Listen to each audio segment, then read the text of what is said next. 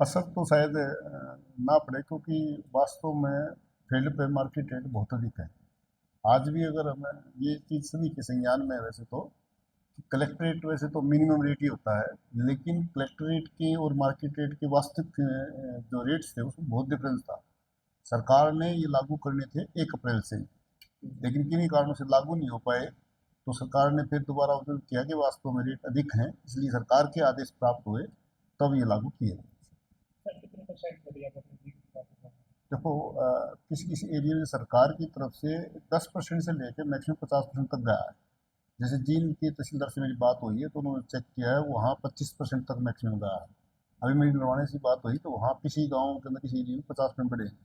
बढ़ाने का उन्होंने एक वैज्ञानिक फार्मूला बनाया कि किसी भी एरिया के अंदर जो भी रजिस्ट्री कलेक्ट्रेट से फालतू हुई है उन्हीं को उन्होंने ऑनलाइन उठाया। ऑनलाइन उठाने के बाद जहाँ 0 से 30% बढ़ोतरी थी वहाँ 10% किया है।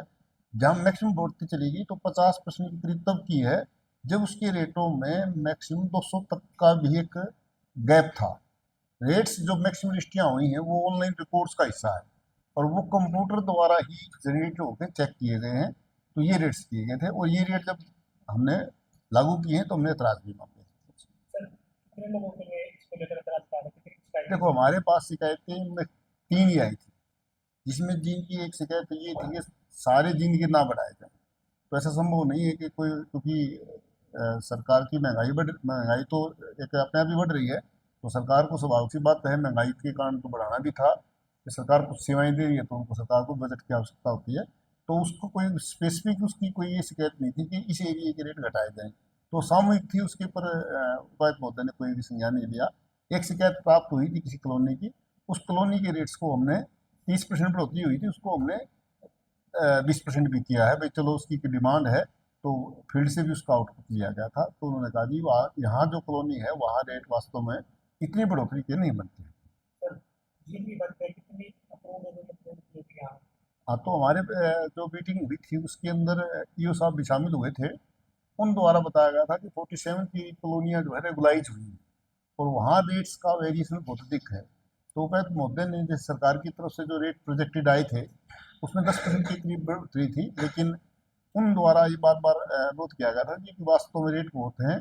तो इस फील्ड पे हमने तहसीलदार से भी आउटपुट लिया था, तो उन्होंने यही कहा था कि वास्तव में रेट्स का बहुत गैप है, यहाँ 20% की बढ़ाई जाए। तो जो रेगुलाइज कॉलोनी बात में हुई है उन कॉलोनियों के 20% की बढ़ाए जाए।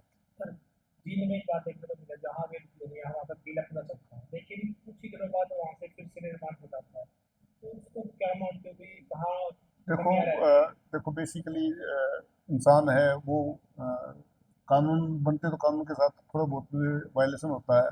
नियम अनुसार तो फिर दोबारा एफआईआर ही बढ़ती है। मैंने कोई एक अवैध निर्माण किया है और हटाने के बाद भी मैं दोबारा कर रहा हूँ, तो इस संदर्भ में सरकार भी ये सोचती है, बार बार एफआईआर कराना भी, क्रिमिनल प्रोसीडिंग करना बड़ा मुश्किल हो जाता है। बाकी डीटीपी अपने लेवल पे काम करते हैं, अगर इन्हें लगता है तो वो ये मानते हैं कि दोबारा अगर एफआईआर की जरूरत है तो वो ही अपने नियम अनुसार उस पर कार्रवाई करते हैं। अवैध निर्माण रोकने बारे उनके पास ही अपनी जुरिडिक्शन भी है और कार्रवाई भी है उन्हीं के अकॉर्डिंग।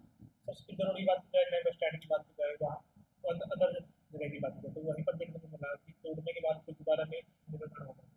तो क्या नहीं, कैसे ये जाएगा? ये जिम्मेवारी डीटीपी की है। अगर उपायुक्त महोदय के संज्ञान में लाया होगा तो उपायुक्त महोदय तो इस संदर्भ में एसटीम्स के साथ मीटिंग भी करते हैं। अगर इस तरह की कोई बात है तो अगर उनके संज्ञान में, अगर हमारे संज्ञान में आएगी तो उपायुक्त महोदय को उसमें कराएंगे, और कार्रवाई जो है डीटीपी के माध्यम से ही होनी है।